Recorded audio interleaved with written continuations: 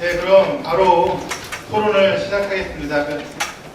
쉬는 시간 없이 바로 가는 점은 정말 다시 한번 이해를 부탁드리겠습니다.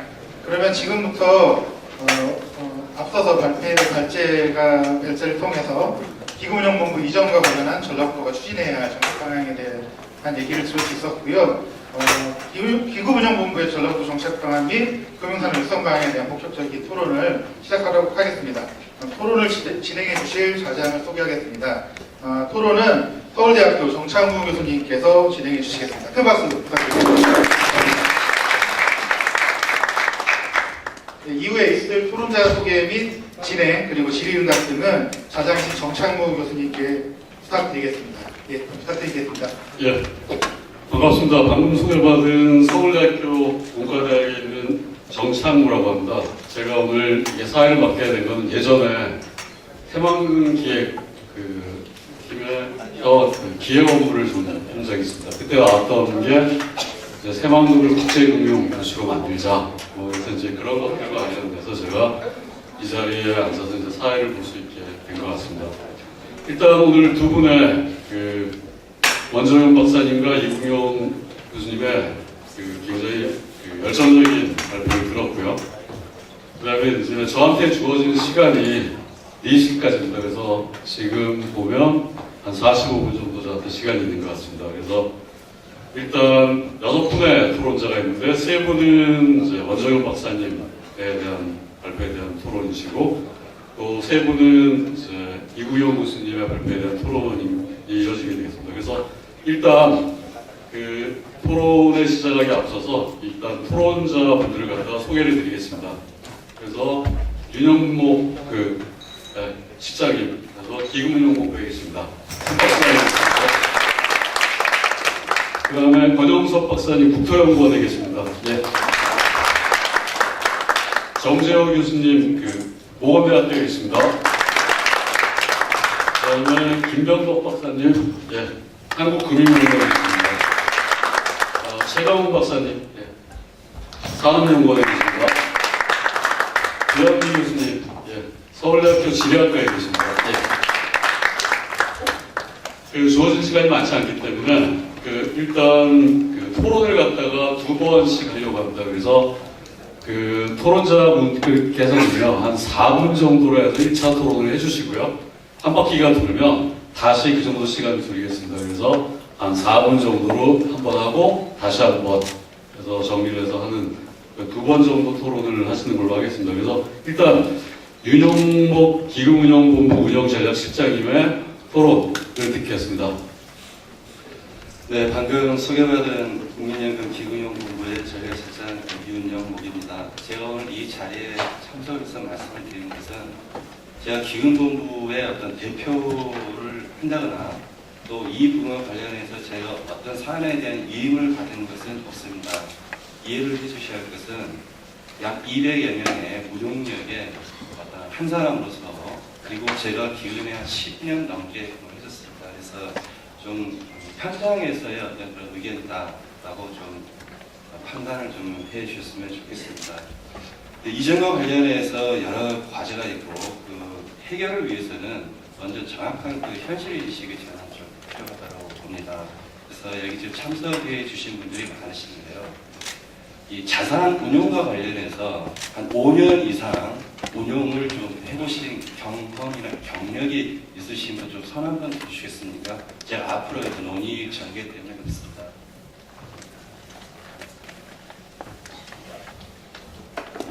아마 있으신데도 손을 안 드신 분도 있을 것 같고, 근데 분명한 것은 많지는 않은 것 같습니다. 그래서 이상과 어떤 현실 사이에 있어서의 분명히 갭이 있는데 이 갭을 어떻게 슬기롭게 극복을 할 것이냐가 이 과제 해결이 아닌가 판단이 됩니다. 그리고 기금본부의 전북 이전이 사회적 합의로 결정이 된 만큼 원활한 이전과 정착이 잘 되기를 바라는 한 사람입니다. 먼저 국민연금이 세계 3, 4대 연금기금으로서의 어떤 규모를 가지고 있다. 이 위상에 대해서는 다 인정을 받습니다. 따라서 그 세계 4대 기금을 전부 이전에 따른 어떤 그 명분 분명히 있습니다. 그만큼 명분만큼 실질적인 효과가 얼만큼 있겠느냐, 이 부분은 아직도 계속 지금 논의 중에 있다고 보여집니다.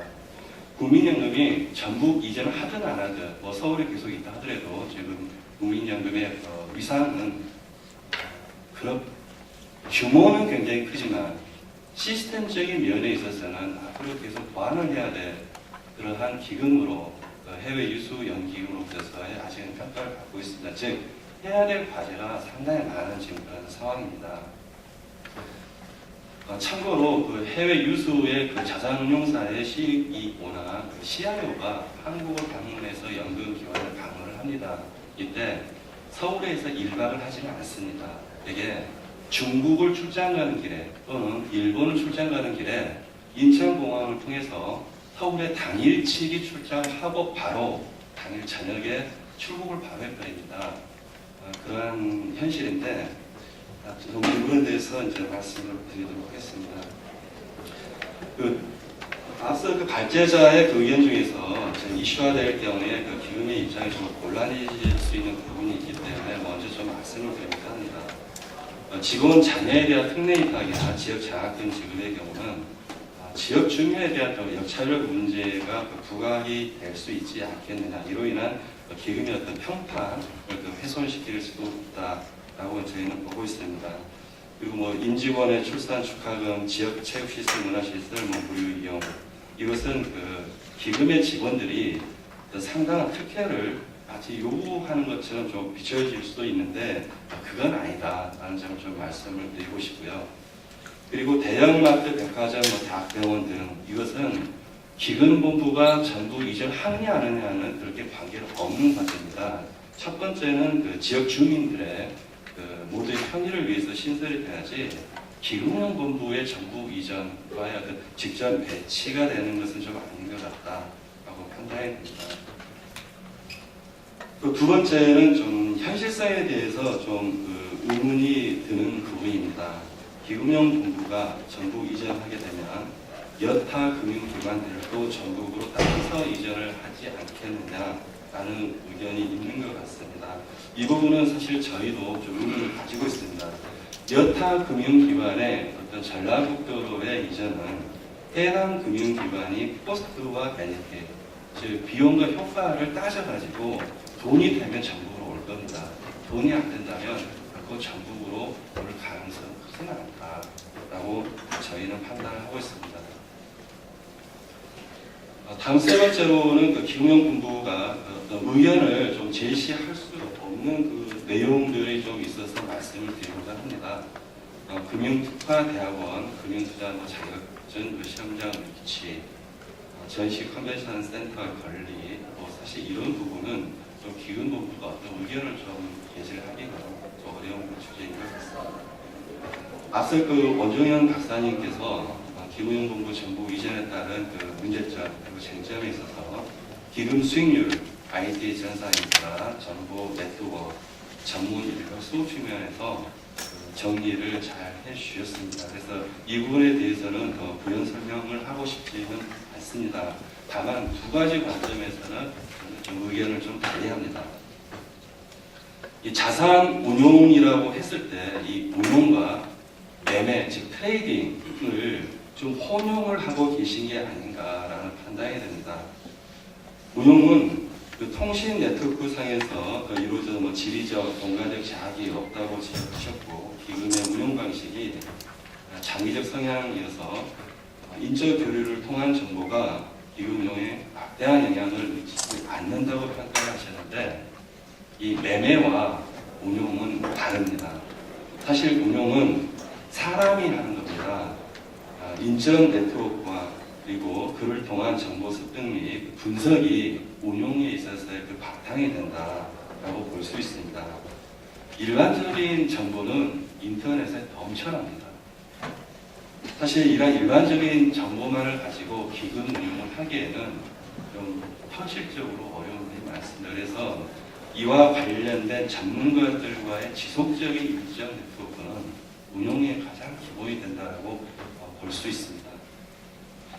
저희가 어느 한 종목을 투자를 한다 할 때 그 기업에 탐방을 가게 됩니다. 저희가 탐방을 왜 가겠습니까? 전화만 하면 되지. 근데 탐방을 가는 이유는 우리가 문서상으로 분석하는 것 외에 그 회사의 분위기를 파악을 하는 것도 그 기업에 투자를 할지 말지를 결정하는 중요한 요소 중에 하나입니다. 즉 현장 확인, 이 부분은 분명히 투자에서 필요합니다. 그리고 현재 여러 기업 탐방이라든지 전문가 미팅이라든지 이런 결과 기금에서 연간 2,500회 정도 지금 현재 일을 하고 있습니다. 그리고 대체 투자라든지 큰 프로젝트 투자를 할 때 저희가 단순히 운용사만을 상대를 하지는 않습니다. 한 건의 대규모 투자건을 검토하기 위해서는 운용사 외에 법률사무소, 회계법인, 평가회사, 자문회사 이와 관련된 수많은 회사들과의 지속적인 교류를 통해서 최종 의사결정을 하게 되고 그리고 투자가 실행이 됩니다. 즉 단순히 인프라만 가지고 얘기를 할 수는 없고 운용에 있어서는 인적, 대면 접촉 이게 그 기본이고 가장 중요하다라는 점을 다시 한번 좀 말씀을 드릴 수 있습니다. 아무래도 지방으로 이전은 이런 그 대면 접촉의 횟수가 줄어들 수밖에는 없지 않느냐 그렇게 보고 있습니다. 그리고 원종현 박사님과의 좀 의견이 좀 다른 부분은 인력 수급 측면입니다. 기금이 400조 원인데 이 400조 원의 기금은 한두 명의 스타 매니저가 운용할 수 있는 규모는 이미 넘어가 버렸습니다. 그래서 그 시스템을 작동할 수 있는 그 매니저로서 충분한 게 아니냐. 그래서 지금까지는 최소 경력 3년 이상의 경력직을 채용을 하고 있는데 신입 직원 채용도 지금은 오히려 검토를 해야 되는 시점인 것 같다. 저도 이 의견에 있어서는 저도 원 박사님과 의견을 공감을 하지만 실제로 저희가 있었던 사례 하나를 말씀을 드리고자 합니다. 작년 영 포텐셜 엑스퍼트라 해서 저희가 신입 직원 10명을 받아서 이 중에서 경력직으로 채용하기 위해서 1년간 저희가 시범 운영을 해봤습니다. 결과는 10명 중에 1명만 경력직으로 전환이 되고 9분은 자이든 타이든 그만두고 있습니다. 그만큼 이 신입 직원을 채용해서 경력직화 하는 데는 현실적인 어려움이 많이 있습니다. 가장 큰 그 어려움 중에 하나는 내가 하고 싶다고 해서 자산 운용을 다 할 수 있는 건 아니더라고요. 그 사람의 어떤 적성, 자산 운용의 기본적인 소양 이런 게 일정 기간의 테스트 기간이 필요한데 이 기간은 저희는 최소 3년 정도로 보고 있습니다. 그래서 아무리 대우가 좋아도 아무리 장래가 좋아도 적성에 맞지 않으면 본인이 그만두는 경우가 굉장히 많이 있습니다. 이러한 비용을 기금운용본부가 감내하면서 시중원을 받아가기에는 아직은 현실적으로 좀 어려운 부분이 좀 많이 있습니다. 그리고 스타 매니저는 아니더라도 그냥 시스템을 작동시킬 수 있는 사람이면 되지 않겠느냐 충분히 생각해 볼 수 있는 부분입니다만 예를 하나를 드리자면 저희가 음식 재료가 다 같다고 해서 음식 맛이 다 같습니다. 사람만의 이 퀄리티는 분명히 있습니다. 그 무수한 자질에 갖고 있는 그 매니저들이 있다라는, 즉 차이가 있다라고 하는 점은 좀 인정을 좀 해주셨으면 합니다. 이상 그 앞서 발제에 대한 제 의견을 마칠까 합니다. 예, 고맙습니다. 그 윤영목 실장님께서 이제 아까 이제 직원들에 대한 전북도 이러저러한 후대 조치는 전북도민에 대한 역사밀일 수 있고 이제 자산운용본부의 평판을 떨어뜨릴 수 있다 이 얘기해 주셨고요. 그다음에 이제 뭐 하고 싶은 얘기를 안 하신 것 같아요. 뭐 돌려서 얘기를 하셨는데 내려가면 인재라든지 뭐 예컨대 대인관계라든지 네트워크라든지 이런데 엄청난 문제가 있다. 이 얘기를 갖다 이제 빙빙 돌려주신 것 같아요. 그래서 기회가 된다면 제가 좀 여쭙고 싶은 게 지점 내실 거냐 이거였어요. 서울에. 그러니까 그게 제가 볼 때는 쟁점이 될 수도 있을 것 같아요. 그래서 이제 뭐 지역 자산운용 내려가는데 서울에 지점을 둘 것인가 말 것인가 이런 것들은 좀 그래서 그건 좀 이따가 좀 생각을 좀 얘기해 주시고요. 이어서 이제 그 권영섭 박사님인데 좀 4분으로 1차 토론을 좀 부탁드리겠습니다. 예. 네, 그럼 여기까지만 짧게 말씀을 먼저 드리겠습니다. 저는 사실 뭐 이 자리에 오고 또 지역의 경제 활성화를 위해서 하게 됐다. 뭐 이런 거는 이제 더 이상 논의할 필요도 없는 거고, 또 지금 기후운영본부가 전북 이전으로 확정된 거를 뭐 다시 논의할 필요는 없다고 봅니다.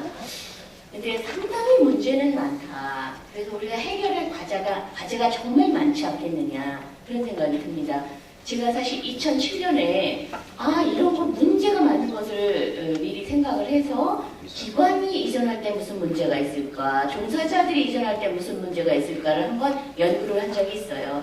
그렇게 그때 연구하면서 제가 무슨 제안을 했냐면은 지금은 입지 선정이고 기관 이전 결정했으니까 이거를 그냥 뭐랄까 계략적으로만 연구를 하지만 닥쳤을 때 구체적으로 더 연구를 해야 된다. 그런 거를 그때 발주처한테 제가 얘기한 적이 있었어요. 근데 지금 보니까 여전히 아주 심층 점점 연구가 더 깊어졌다 이런 생각이 드는데, 이번에도 보면은 사실은 그 이전기관이라든지 이전기관 종사자들이 당면한 문제가 많은데 그거에 대해서 그들한테 어떤 의견을 물어봤는가 이런 것이 조금 아쉽더라고요. 왜냐면 상당히 많은 문제가 있습니다. 애로사항, 건의사항, 무슨 희망사항 뭐 이런 것도 많고, 그리고 사실 그동안 정부는 그럼 손 놓고 있었느냐? 사실 그건 아니고 지역혁신 비즈니스 센터라고 해가지고 10억 정도씩 각 지역에 내려보내면서 그걸 가지고 내려올 기관들이, 종사자들이 뭐 그 지방이 어떤 지역인지 한번 탐방도, 인문화 탐방도 시켜주고, 학교랑 네트워크 맺어주고, 농식품부 뭐 이렇게 농수산식품 직거래도 서로 할 수 있게 해주고, 이런 여러 가지 사업을 하도록 돈을 지원했었어요.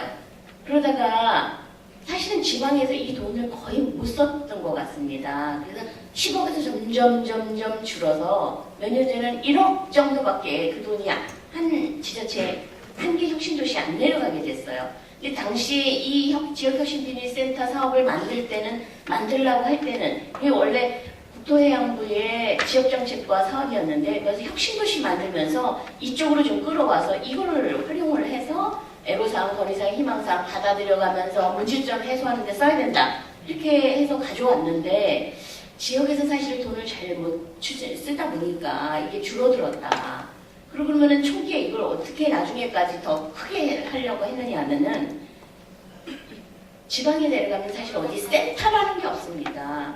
뭐 호텔도 별로 없어요. 회의하려고 해도 회의할 때도, 컨벤션은 물론이고 조참회할 때도 없습니다.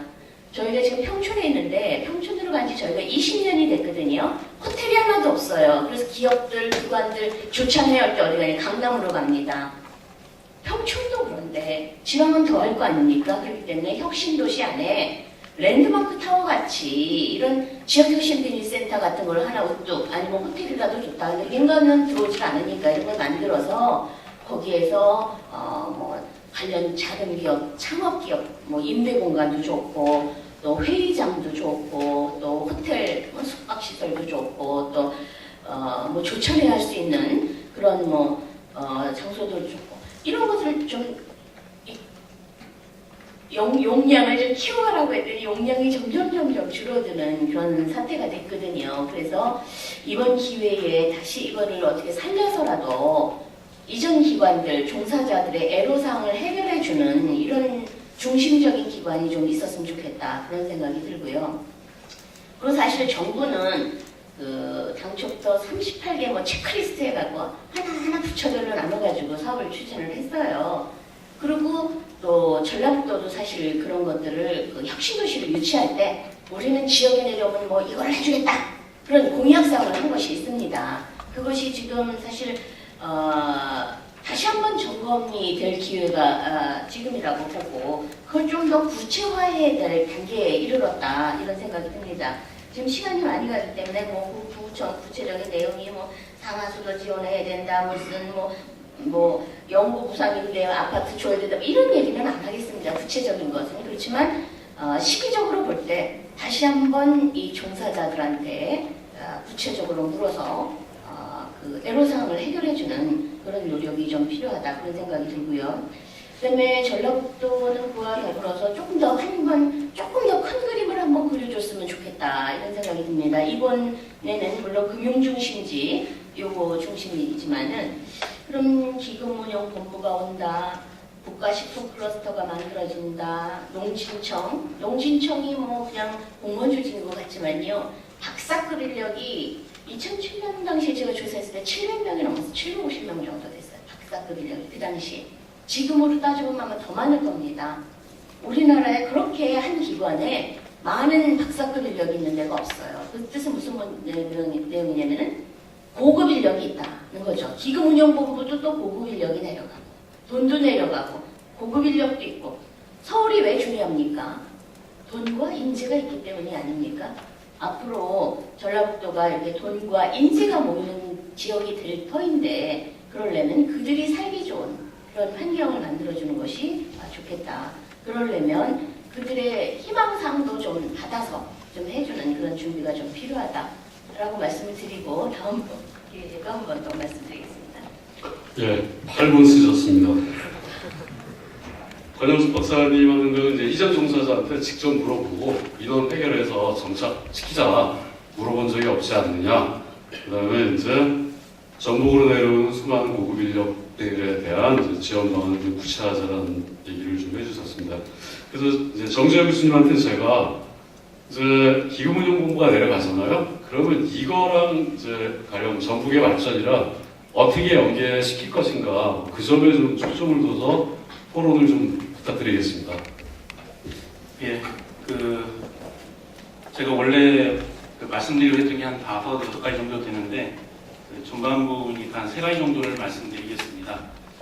오늘 이 자리에 이제 저희가 상당히 많이 기다렸습니다. 뭐 여러 국회의원들 그리고 도지사님도 오셨고 그만큼 기금운용본부의 어떤 성공적인 그러한 이전에 대한 전라북도의 아마 갈망이 또 어떻게 보면 갈급함이 아닌가라는 그런 생각을 해봅니다.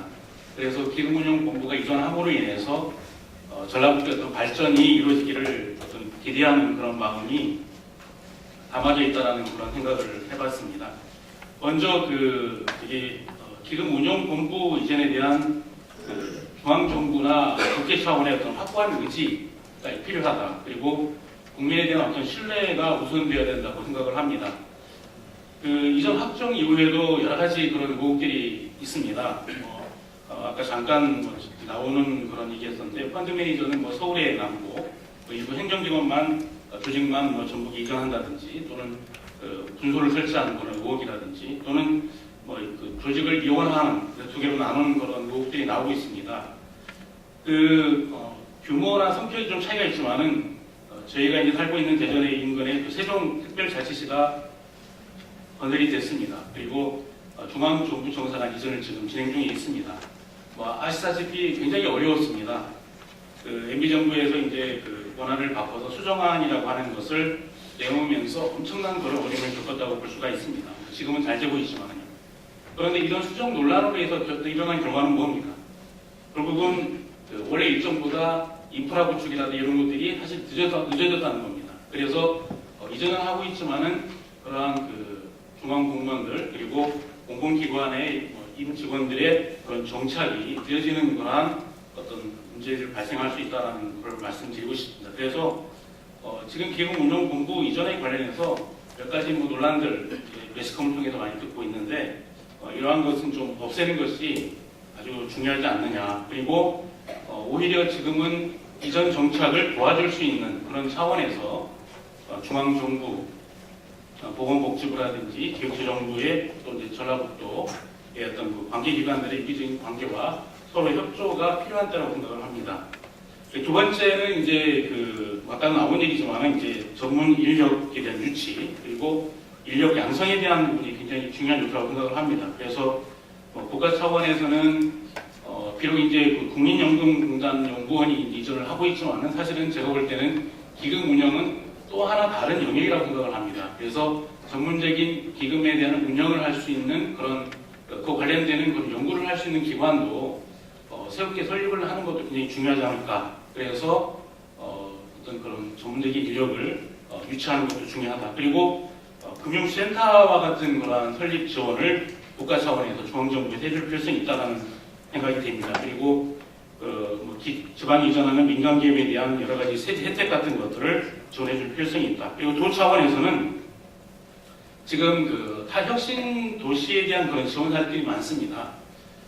저는 그 이상을 해줘야 되지 않을까라고 생각을 하고요.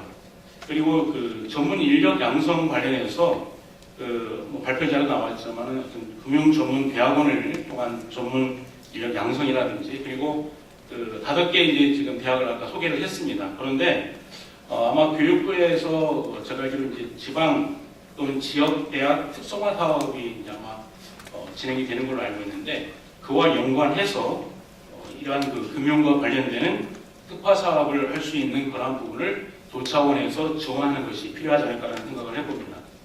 그리고 세 번째가 이제 중요한 부분이 조기 정착을 위한 정주 여건에 대한 조성이라고 생각을 합니다. 아까 제가 이제 발표 자료를 보면서 설문조사 결과에 보면 이제 교통 인프라가 가장 선호하는 그러한 기금 운영본부에서 선호하는 부분이라고 나왔습니다. 그거를 다르게 한번 생각을 해보면은 주거 이전에 대한 의사가 좀 부족하지 않냐라는 좀 다른 생각을 해볼 수가 있습니다. 그래서 일반적으로 이제 세종시도 마찬가지지만 정착을 하면서 가족으로 같이 동반해서 이주하는 그러한 어떤 확률이 좀 줄어드는 부분이 있습니다. 그런데 지금 발표 자료를 보면은 어떤 자녀 교육에 대한 문제는 상당히 집중적으로 다뤘는데 문제는 배우자에 대한 부분이 없다는 거라고 생각을 합니다. 펀드 매니저라든지 이러한 기금 운영본부의 인력은 제가 알기로 상당히 젊은 층이라고 생각을 합니다. 그래서 아마 배우자들이 공무원도 있을 수가 있고 직장인도 있을 수가 있고 또 교사가 있을 수 있고 그래서 이런 배우자들에 대한 그러한 전라북도 전주에 정착할 수 있는 그런 기회를 마련할 수 있는 그러한 것도 필요하지 않을까. 그래서 어떤 그런 취업 정보에 대한 부분들을 계속 제공을 하고 그리고 이주 가구의 구성원들이 취업할 수 있는 그런 혜택 마련도 필요하지 않을까 생각을 합니다. 세종시 이제 제가 여기 참석한 건 아마 세종시가 저희 바로 이제 옆에 있기 때문에 아마 그런 예를 좀 들어달라는 그런 차원으로 제가 알고 있는데 여러 가지 제가 지금 발전 토론제에 보면은 현재 세종시에 지원되는 그런 사람들을 쭉 정리를 했습니다. 주거 지원이나 해제 지원, 금융 지원, 가족 동반 이주에 대한 지원 여러 가지 그건 참고할 만한데 문제는 이제 아까도 잠깐 말씀드린 것처럼 이제 생활 기반 시설이 미흡하다는 거죠. 그래서 음식점이라든지 병원이라든지 호텔, 마트, 아까 잠깐 나왔지만 호텔이라든지 컨벤션 센터라든지 학교 이런 인프라가 부족하면 결국 생활에 불편을 느끼기 때문에 내려가지 못한다라는 부분 그리고 가족들이 같이 이주할 수 있는 그런 직장이라든지 이러한 것들이 또 필요하다. 그래서 일자리 창출이 필요하다는 그런 생각이 됩니다. 그리고 세종시 같은 경우는 이제 학교 부족 문제도 있었습니다. 그래서 그거는 참고해서 그런데 전라북도 같은 경우는 이제 그러한 인프라를 새로 구축하는 게 아닙니다. 기존에 있는 인프라가 있기 때문에 기존에 있는 그러한 인프라를 어떻게 하면은 잘 이렇게 연결해서 생활에 불편함이 없도록 그렇게 방안을 모색을 해야 될 거라고 생각을 합니다. 그리고 하나만 말씀드리면은 아까도 제가 말씀드린 것처럼 이제 지금 방향 자체가 교통의 편리함을 첫 번째로 들었습니다. 여러 가지 아까 얘기한 이제 현장을 봐야 되는 문제 여러 가지를 봐서는 상당히 중요한 문제가 있지만은 또 한편 생각하면은 너무 교통이 편리하게 되면은 정착에는 또 반대적인 그런 효과가 부작용이 있을 수 있다는 그런 말씀을 드리고요. 제가 다음 내용에 대해서는 제가 두 번째 토론 시간에 말씀드리겠습니다. 이상입니다. 예, 고맙습니다. 정재호 교수님도 지금 38분이라서 8분 쓰셨습니다. 네, 시간이 좀 모자라거든요. 4시간 끝내야 되는데 지금 그래서 정재호 교수님 얘기하신 것 중에 좀 기회 들어오는 게 이 교통 인프라를 갖다가 이전 기간의 종사자들이 이제 선호한다. 이게 이제 가족은 안 데리고 혼자 내려오려고 하는 의도가 아니겠는가. 제가 볼 때는 처음에는 아마 가족끼리 오기는 좀 힘들 거라고 생각이 듭니다. 그래서 이제 떠나는 게 쉽지 않기 때문에 그래서 이제 이거는 시간이 지나면 수자원공사 사례같이 조금씩 이전해 갈 거라고 생각합니다. 전주는 인프라, 생활 인프라는 굉장히 좋다고 판단이 들고요. 그래서 이제 보면 전주의 생활 기반, 교육 이런 것들도 세종시랑은 다르게 어느 정도 갖춰져 있다고 판단이 됩니다. 이어서 이제 김병덕 박사님께서 두 번째 말재운에 대한 토론을 해주시는데 시간을 주십시오. 아닙니다. 답은 먼저 해주시고 나중에 부탁드리겠습니다. 4분 동안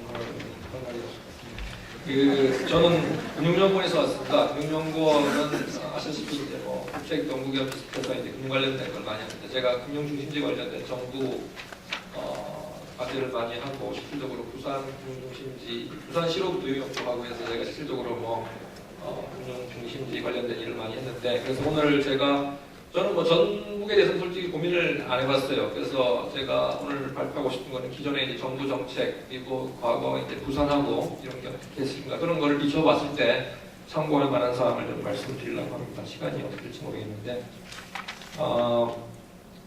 금융 중심지 하면은 사람들이 많이 좀 헷갈리는 것 같아요. 우리나라도 처음 금융 중심지 정책 하면서 이것을 좀 개념을 이상하게 생각해서 빌딩 짓고 거기다 인센티브 주면 사람들이 회사들이 막 들어올 거 아니냐 해서 여의도에 IFC 지정하고 부산에 무전단지 지정하고 이런 식으로 했는데 제가 판단하는 금융 중심지는 인적 물적 네트워크입니다. 이게 아주 집적이 돼 있는 일적 물적 네트워크이고 이게 하루아침에 절대로 이루어지는 게 아니거든요. 여기 제가 토론문에 나온 GFCI라는 이제 영국 시티 오브 런던에서 이제 매년 6개월마다 이제 발행하는 시티 그거를 볼 때 어떻게 평가를 하냐면은 전 세계에 있는 금융 종사자들한테 서베이를 하고 여러 가지 인스트루먼트 베리블을 매년 조사를 하는데 소위 말하는 인스트루멘탈 팩터가 한 50가지, 60가지가 돼요. 그게 다 포함이 된 거죠. 그러니까 종합적으로 된 건데 예를 들어 가지고 금융 산업 종사자들한테 너 금융 중심에서 제일 필요한 게 뭐냐 하면은 이렇게 얘기하는 사람들 있어요. 나이트 라이프라고 생각하는 사람들 있어요. 우리가 돈 벌고 해가지고 나이트 라이프를 나는 인정이 못한다 절대 갈 수 없다 이렇게 얘기하는 사람도 있고요. 이게 보면은 상당히 복합적으로 사용하는데 우리나라 금융 중심 정책이 맨 처음에 건물 지어놓고 인센티브 좀 들어오지 않겠느냐 이런 식으로 했다가 이제 개념이 좀 바뀌었어요. 그래서 어느 도시든지 가보면은 그 나름대로의 스토리가 다 있습니다. 어떻게 왜 그게 발전을 했는가. 아까 발표자분께서 더블린도 계시는데 제가 더블린도 가서 가보고 있는데 거기서도 더블린이 이제 런던으로 좀 어떻게든지 좀 먹고 살고 싶어가지고 거기다가 도크라는 아주 습지를 메워오고 건물을 지은 다음에 엄청나게 옵센터 같은 인센티브를 주고 막 했어요. 그래가지고 결국 들어온 데가 이제 좀 소위 말하는 이제 R&D 센터라든지 IT 센터 같은 게 좀 들어오긴 들어왔고 근데 거기서 실질적으로 금융거래는 많이 안 일어나고 주로 IT 그런 게 좀 많이 일어났고 R&D 같은 게 많이 일어났고 더블린 같은 경우는 항공기 에비에이션 파이낸싱 같은 거 많이 일어나요. 왜 그러냐면은 더블린이 과거부터 대서양을 비행기가 갈 때 한꺼번에 그때 옛날 쌍발 비행기가 한꺼번에 못 가고 더블린에 영국에서 출발해서 더블린에 시착을 했다가 미국으로 갔어요. 그래서 그쪽에 항공기 산업이 많이 발전이 됐거든요. 그 연유로 인해 가지고 수십 년 동안 하다 보니까 거기서 이제 에비에이션 파이낸싱이 이제 많이 하거든요. 그러니까 각 도시를 가보면 스토리가 있습니다. 그렇기 때문에 이거를 단기간에 하는 건 쉽지 않고 이거 스토리 빌드업을 해야 된다 하는 거예요.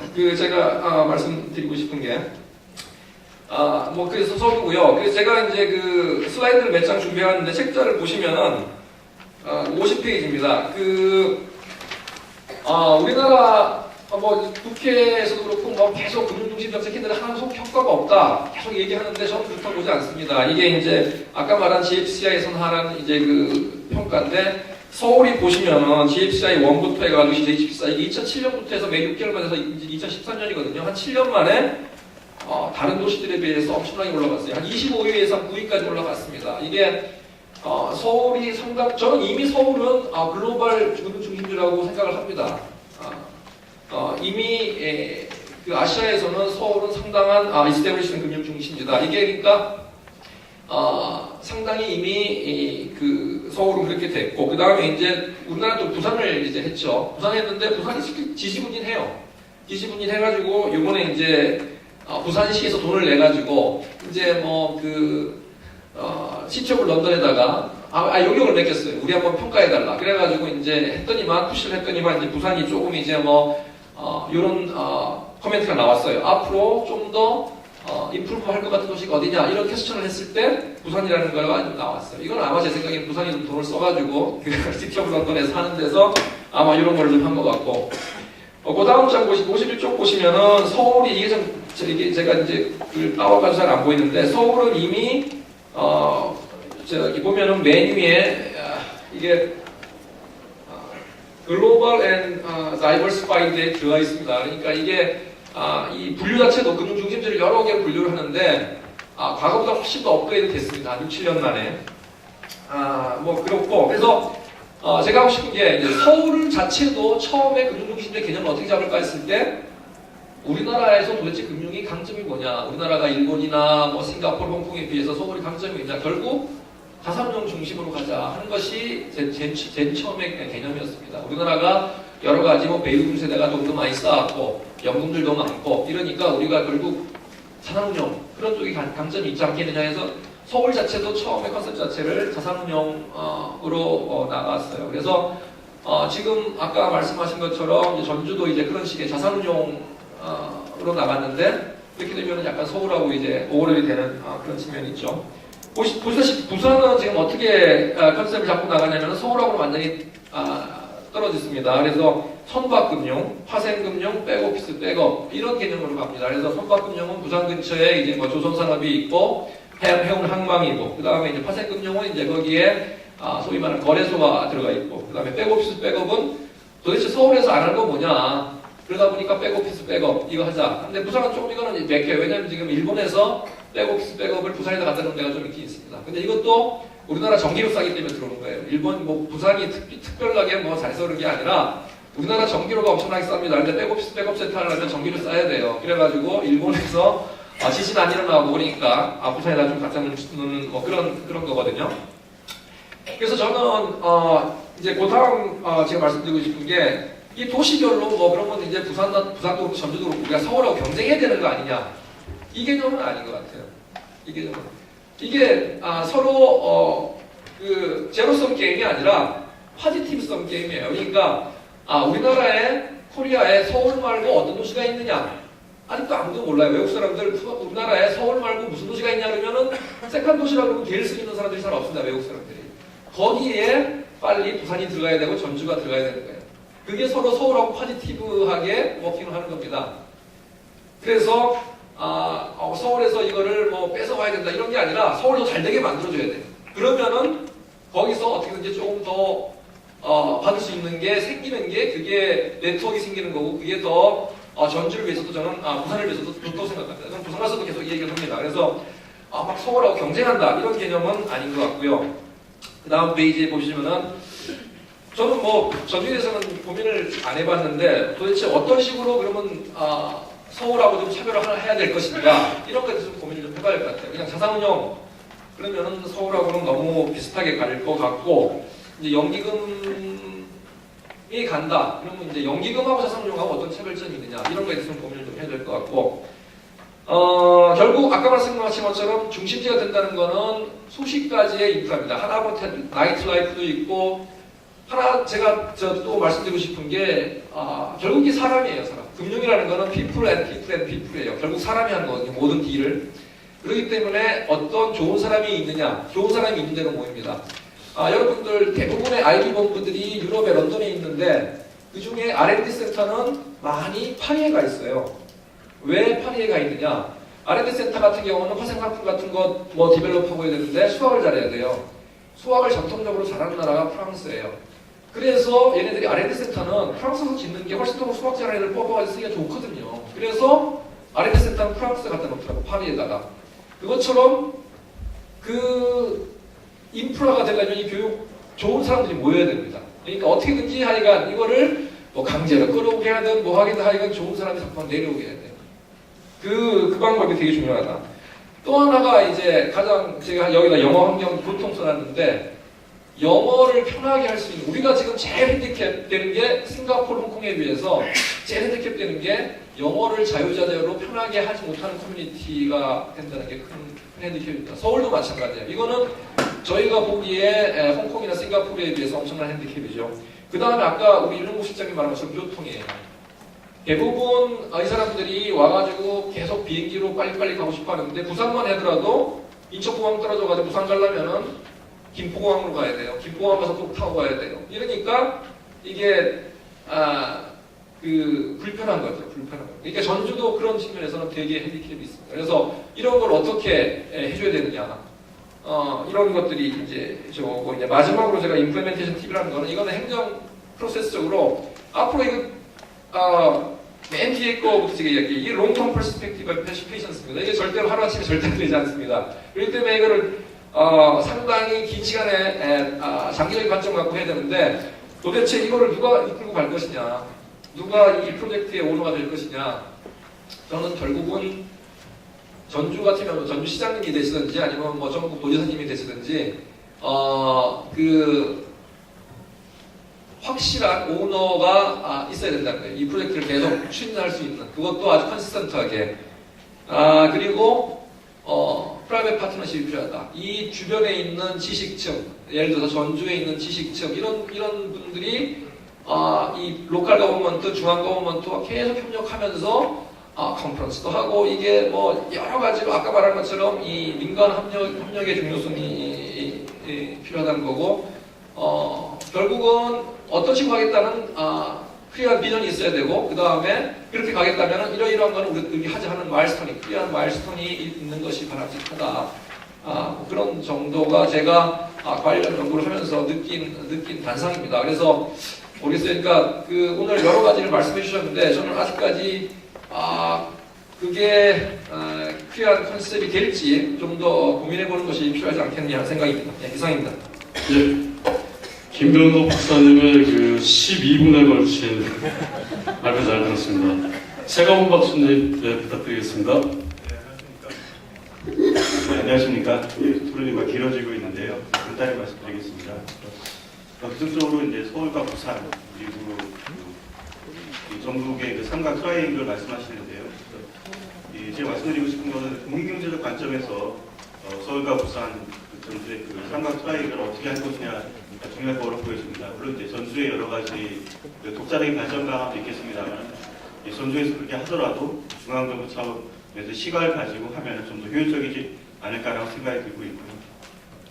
그런 면에서 뭐 이제 옆에 김 박사님께서도 좋은 말씀 많이 해주셨는데 경쟁이 아니라 서로 이제 무한적인 발전을 말씀하셨는데, 그래서 이 세 도시들이 때로는 MOU를 맺어서 금융 분야 관련해서 MOU를 맺어서 협력도 하고 때로는 경쟁하고 또 아마 초기에는 많이 벤치마크할 것이 많이 필요할 것 같습니다. 초기에는 많이 벤치마크를 하고 MOU도 맺고 또 때로는 경쟁해 가면서 이렇게 하는 것이 이제 단계적인 플랜, 전체적인 구도 이런 게 필요하다고 보여지고 있습니다. 그래서 장기적으로 이제 김 박사님도 좋은 말씀 많이 해주셨는데 이런 장기적인 계획일 것 같다라고 말씀하셔갖고 이런 단기별 계획이 필요할 것 같고요. 그리고 두 번째로 말씀드리고 싶은 거는 이제 좀 타겟을 좀 명확할 필요가 있는 것 같다는 생각이 듭니다. 여러 가지 이제 정책을 쭉 나열해 놓으셨는데 그에 따른 기대 효과들, 이런 기대 효과들이 상충되는 면이 있을 수도 있습니다. 예를 들어서 공기업 내지는 기관주 유치하는 데 있어서 여러 가지 목적이 있을 텐데, 첫 번째는 이제 세수, 지방정부의 세수 혜택도 있을 수도 있고, 아니면 이제 그에 따른 고용유발 효과 이런 게 있을 수 있겠는데, 만약 유치 목적, 유치 방법으로 세제 혜택을 준다면은 어떤 세수 혜택, 세수에 대한 문제는 줄어들고 고용유발 효과가 나올 텐데, 뭐 이런 상충적인 문제들, 또 각종 건물이라든가 이제 센터를 건설한다면은 개발 이익은 증가하겠지만 반면에 농업이라든가 6차 산업에는 좀 부정적인 측면이 있는 건데, 이렇게 상충되는 정책 기대 효과들이 있기 때문에 이런 백화점식으로 각종 정책들 내지는 기대 효과 나열하기보다는 우선순위를 두어서 프라이어티에 따라서 어느 부분에 좀 희생을 할 건 희생을 하고 솔직하게, 그래서 그에 따라 희생 전략을 좀 더 그에 따라서 이제 피해를 보는 입장 부분에서는 혜택을 많이 좀 반대급부를 많이 부여를 하고, 그렇지 않은 부분에서는 또 집중해 나가는 이렇게 좀 타겟을 명확화하고 거기에 우선순위를 넣어서 하는 것이 필요하지 않을까 이렇게 생각합니다. 이상입니다. 정말 고맙습니다. 제가 고맙습니다. 그러면 이어서 부양미 교수님 토론 듣겠습니다. 예, 앞서 두 분 좋은 발표 잘 들었고요. 좋은 전략 제시를 잘 들어왔습니다. 제가 오늘 생각한 거는 크게 세 가지 키워드로 생각을 해볼 수가 있을 것 같은데요. 첫 번째는 전라북도 전주라는 키워드가 있고요. 두 번째는 금융산업이라는 키워드가 있고, 세 번째는 도시라는 키워드가 있을 거라고 생각이 됩니다. 그래서 앞서 여러 발표하시는 분하고 토론하시는 분들이 다 제시하신 의견이나 이런 것들이 다 맞는 말씀인 것 같고, 저도 유사한 토론 생각을 정리를 해왔는데요. 그렇게 크게 세 가지 키워드에 생각을 해본다고 한다면, 첫 번째 전라북도 전주라는 키워드를 생각해봤을 때, 그러면 과연 지역의 특성을 어떻게 이용할 것인가 하는 문제가 제기될 수 있을 것 같습니다. 그러니까 지금 보통 세계화 정보통신 기술의 발달로 자본의 이동성이 커지고, 그 다음에 어디나 다 균등하게 인터넷을 사용할 수 있기 때문에 지역의 차이가 줄어들 것이라 생각을 했었는데, 그래서 그거의 가장 대표적인 산업으로 금융산업을 들었습니다. 그런데 오히려 금융산업, 다른 것도 마찬가지로 금융산업이 특히 더 세계적인 아까 얘기하셨던 도시들에 더욱 많이 집중이 되고 있는 상황입니다.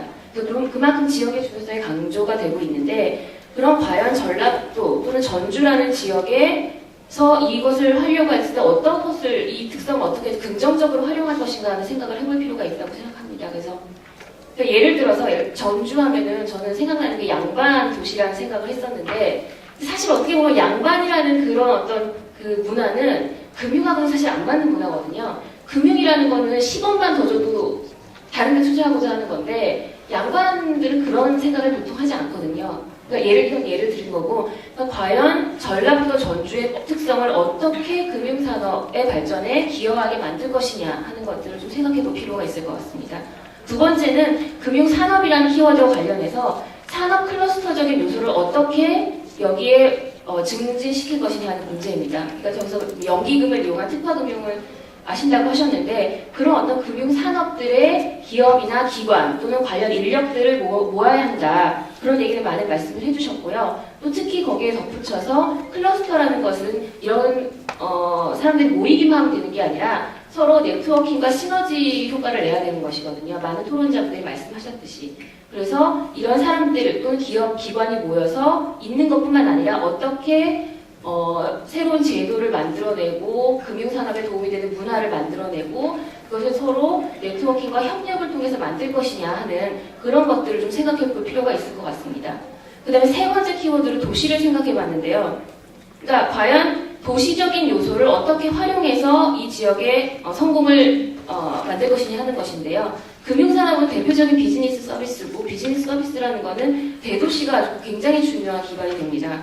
그래서 단지 금융산업만을 대상으로 할 것이 아니라 금융과 관련된 여러 가지 제조, 또 관련 돈과 사람들이 여기 있어야지 이게 금융이 발전을 하는 것이거든요. 그래서 그런 다양한 활동들이 어떻게 여기 오게 할 것이며, 보급 인력들을 위한 환경, 주거라든지 교육이라든지 이런 것들을 어떻게 정착시킬 것이냐 하는 것이 굉장히 중요할 것 같습니다.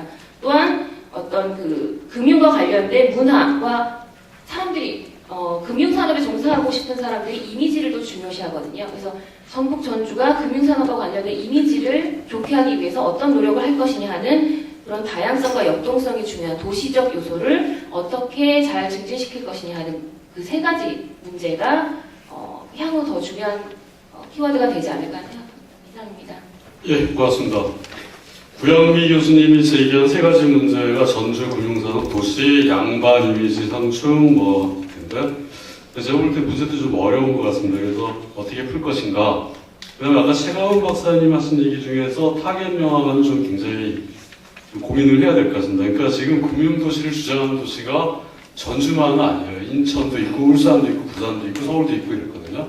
그래서 지금 한 5개 도시가 다 특화금융으로 이제 제안을 하고 있어요. 그래서 이제 전주가 서울, 부산, 전주 이렇게 삼각체제를 하자 그러는데 울산하고 인천은 또 동의 안 할 수도 있어요. 그래서 이제 저희가 사실 이제 기금운용본부라는 큰 걸 갖고 왔단 말입니다. 근데 이거 하나 갖고는 이제 안 된다고 이제 다들 얘기를 하시고, 다른 산업활동들이 모여야 된다. 인적 자원이 있어야 된다. 그래서 예전에 제가 사만금을 했을 때 제안했던 내용 중에 하나가 이런 게 있습니다. 중국의 증권거래소를 갖다가 사만금에 열자. 그러니까 중국이 지금 증권거래소가 3군데가 있거든요.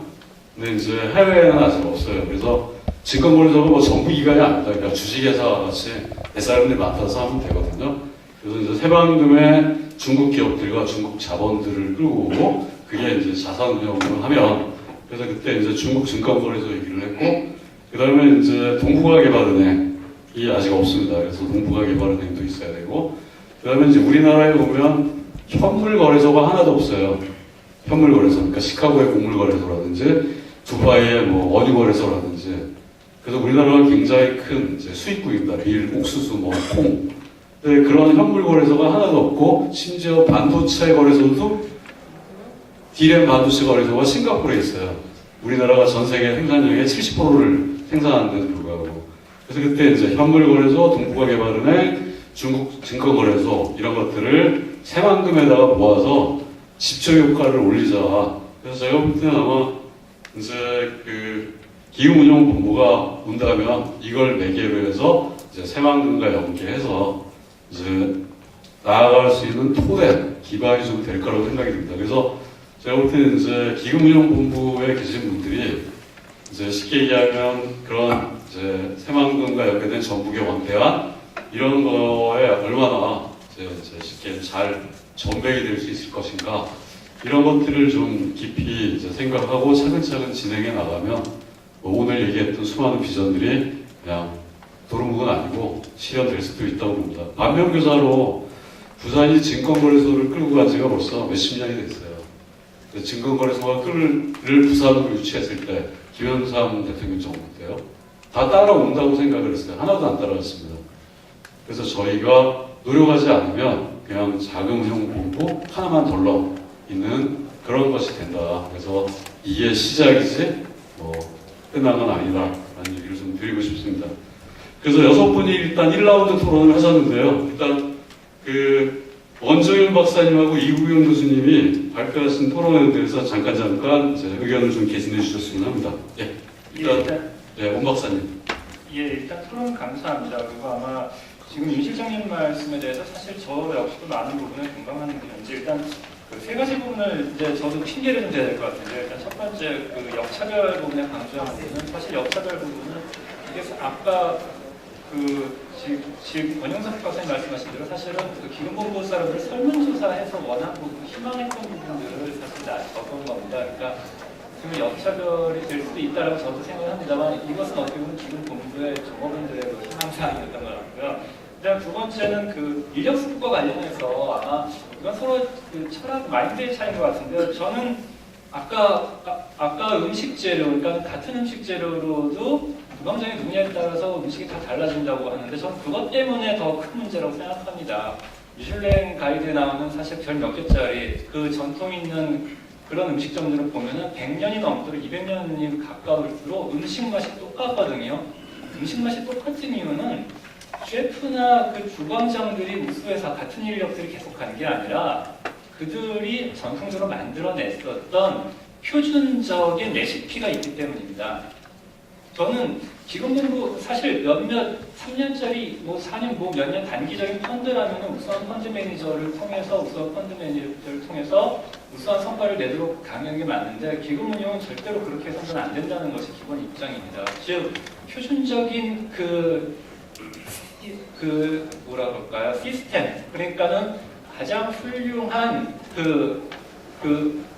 레시피를 잘 만들어 놓고 그 레시피를 잘 따를 수 있는 충성도. 그러니까 실력이라는 것은 아까 그 신입 직원 10명 중에 1명만이 됐다는 건데 나머지 부분들에 있어서 자율적 타락이라는 건 바로 실력, 아마 임금 부분 여러 가지 부분에서의 문제였기 때문에 저는 그 부분 때문에 오히려 실력보다는 충성도, 시스템에 대한 레시피를 그대로 따라할 수 있는 충성도가 저는 더 중요하다고 생각하고 그다음 세 번째 자산운용에 있어서 트레이닝 아까 누구 같은 경우는 중국에 들렸다가 인천에 왔다가 당일로 서울 보고 갔는데 사실 저는 그런 부분 그 다음에 지금 옆에 사실 많은 사람들에 있어서의 인적 교류 사실 그 부분 때문에 전주가 오히려 발전시킬 수 있는 요인이거든요. 그래서 저는 속된 말로 이제는 기금본부가 사실은 뭐 이건 딴 얘기입니다만 지금 우리나라의 그 극심한 지금 노인 빈곤을 지금 멀리하고 수백조 원의 돈이 쌓았다면 이 돈은 사실 외부인들, 특히 외국인들에 대해서는 좀 속된 말로 갑질 좀 해야 된다라고 저는 생각합니다. 그래서 그렇게 갑질을 할 수 있는 요건 중에 하나가 이제 그들이 인천공항 갔다가 좀 서울에서 묵던지 전주에서 묵던지 좀 묵게 하고, 아니면 오히려 그 대면 접촉에 있어서 필요성에서의 요인은 우리 그 기금본부라는 데보다는 아마 그들의 자산운용사나 컨설팅사 아니면 여러 가지 그 법률사무소 여러 가지 부분들이 오히려 이쪽을 따라가야 될 부분이기 때문에 그들로 하여금 전주에서 묵도록 하는 일종의 좀 악덕 갑질을 좀 하는 것도 저는 좀 괜찮지 않을까라는 생각이 좀 들고, 오히려 그렇게 하기를 원하기 때문에 전주를 어떤 그 금융적인 허브로서 발전시킬 수 있는 요인이라고 저는 생각을 좀 갖는 거고요. 그 다음에 아까 그 여러 가지 말씀 다 동감하고, 특히 이제 부양미 교수님이 아까 말씀하신 것 중에 저는 이거구나라는 생각이 든 게 아까 그 전주 양반이라는 부분인데, 사실은 저는 그게 바로 기금 운용과 이게 아니라 저는 오히려 이게 더 펀드로는 안 나올지 몰라도 또 몇천조의 기금 운용은 사실 양반적인 정말 양반 걸음으로 딴 데 안 가고 차분하게 걸어갈 수 있는 그런 문화. 그렇기 때문에 오히려 전 지금 말씀하시면서 더 지금 힌트를 얻었습니다. 그래서 양반적인 국민연금 제도와 기금 운용을 할 수 있는 어떤 모토가 더 만들어진 거 아닌가라는 생각이 듭니다. 이상입니다. 예, 고맙습니다. 갑질에서 전 무슨 말인가 잘 않는데 갑의 역할, 갑을 간 게. 예. 그러면 이제 이규영 교수님 혹시 짧게 토론자에 대해서 분들에서 토론해 주시죠. 예, 먼저 그 김병덕 박사님하고 최건 박사님 그리고 김영민 교수님께서 지적해 주신 부분에 대해서 충분히 인정을 하고요. 제가 미처 원고를 준비하면서 잘 이해하지 못했거나 간과했던 부분을 좀 찝어주셨다고 생각합니다. 제가 아무래도 원고를 준비하는 과정에서 사실 제가 정책을 추진하는 입장이라기보다는 저도 역시 정책을 제안하는 입장이다 보니까 오늘 나온 토론과 논의들을 좀 반영해가지고요. 앞으로 전라북도에 좀 체계적으로 전략을 좀 마련해가지고 정화도 기금운용본부가 전라북도에 정착하고 이전하는 데 많은 도움이 됐으면 좋겠고요. 그리고 이 기금운용본부 이전과 정착이 전라북도 지역경제 활성화에 좀 도움이 됐으면 하는 바람입니다. 이상입니다. 예, 고맙습니다. 그러면 저 아까 토론자 분 중에 제가 시간 제한 때문에 발표 못하신 혹시 권영섭 박사님 뭐 추가로 하신?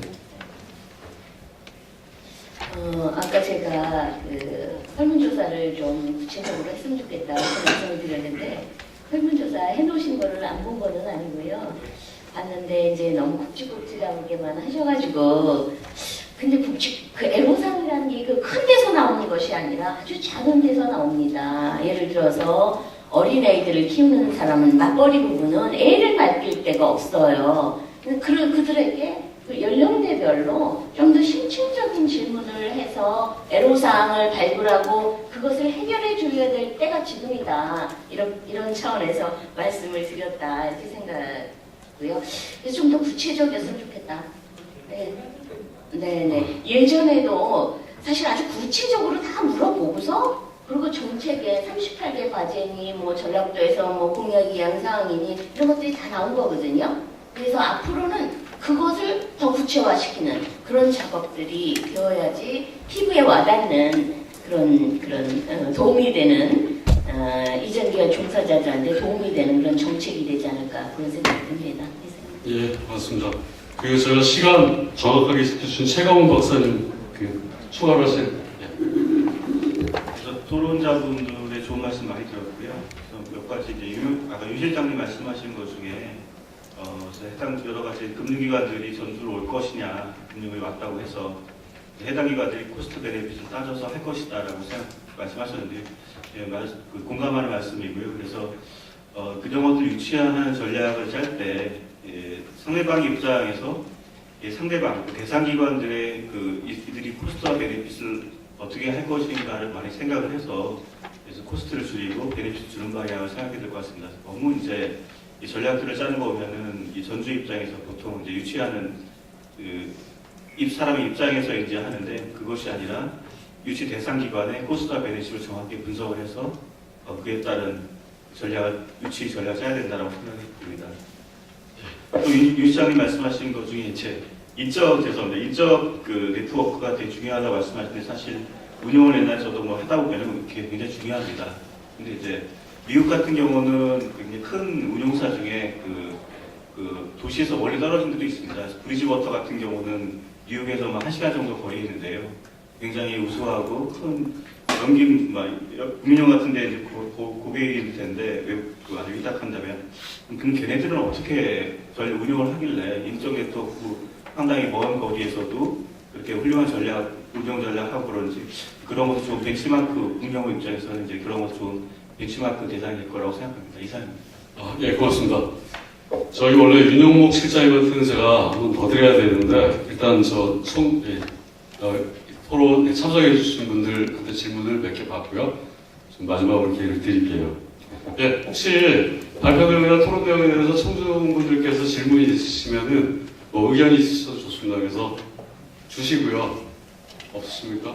그러면 윤영목 실장님 뭐 하시고 싶은 얘기 마저 하십시오. 뭐 해달라. 제가 오늘 이 자리에서 뭘 해주십시오 라고 말씀드릴 자리는 아닌 것 같습니다. 그리고 오늘 6분의 그 토론자 중에서 저만이 그 이전을 해야 될 당사자입니다. 그래서 다른 분들은 상당히 자유롭게 의견 개진을 할 수 있는데 저는 더욱더 조심스럽다는 거죠. 그리고 아까 원 박사님 말씀하신 게 갑자기 이제 그 음식 레시피로 옮겨갔는데 제가 드리고 싶은 말씀은 스타 매니저가 아니라 하더라도 그 시스템을 작동시킬 수 있는 운용력 그 체제로 가야 된다. 저도 그 부분은 공감을 합니다. 근데 제가 드리고 싶은 말씀은 시스템을 그저 그렇게 운용하는 매니저도 있습니다. 그리고 시스템을 잘 운용하는 매니저가 있다라는 거죠. 그래서 이 운용력의 차이는 분명히 있다라고 하는 점을 말씀드리고 싶은 거지. 예, 그 시스템적으로 가야 된다. 저는 그 부분은 공감을 합니다. 그리고 사회자분께서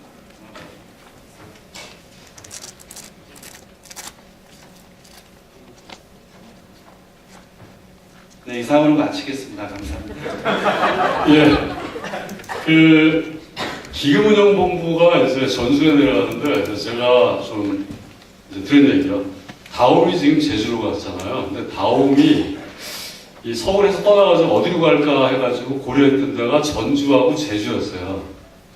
근데 전주도 생활환경이 굉장히 좋거든요. 음식도 맛있고 뭐 교육 인프라도 훌륭하고. 근데 이제 다옴이 제주로 가서 지금도 이제 잘 나가고 있는데 제가 볼 때 일단 그 사례가 이제 기금운용본부를 정착시킨 데 굉장히 좋은 사례라고 생각을 합니다. 직원들의 만족도도 굉장히 높고 이주율도 낮아요. 근데 이제 그때 다옴이 왜 제주로 갔느냐? 서울 왔다 갔다 하는 시간이 제주가 더 시간이 단축되는 거예요. 그러니까 제가 이제 서울에서 학회를 하게 되면 전북에 계신 분들이 항상 늦어요. 그래서 제가 볼 때는 아까 그 교통 인프라를 강화를 해달라라는 얘기가 사실 왔다 갔다 하려 그러면 이제 교통 인프라가 돼야 되거든요. 그래서 그거는 제가 볼 때는 뭐 이주를 하냐 마냐 그게 아니라 사업을 위해서는 반드시 이제 해결이 돼야 된다는 얘기를 드리고 싶고요.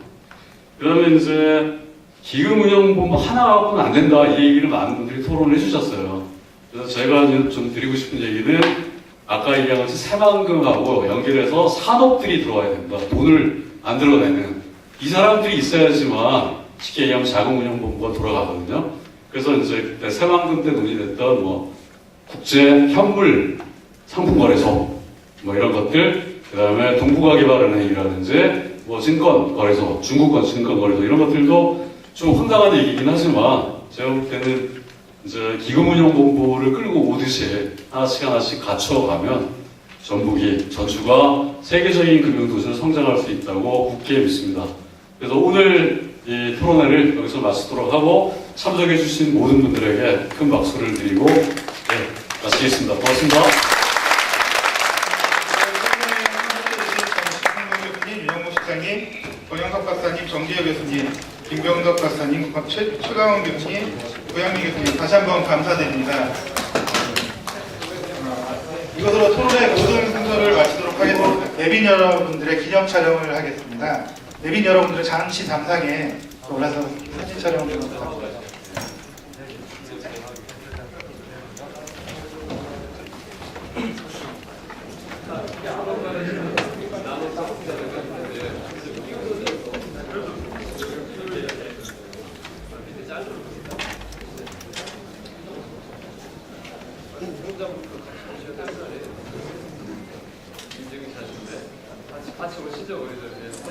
노래 찾아서 내려오죠. 같이 오시죠. 예. 우리 고양이 같이 찾아서 예. 이 인증샷이니까 오셔야 됩니다. 참아주지 마시고.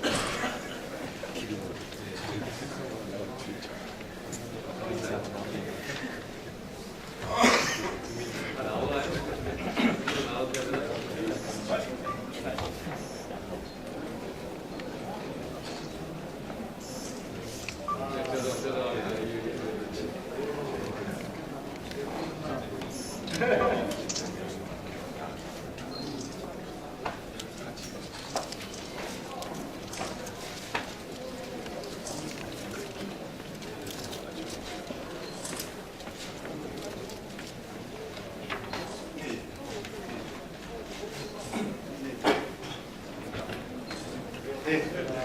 네, 감사합니다. 자리를 빛내주신 내빈분들께 다시 한번 큰 박수 부탁드립니다.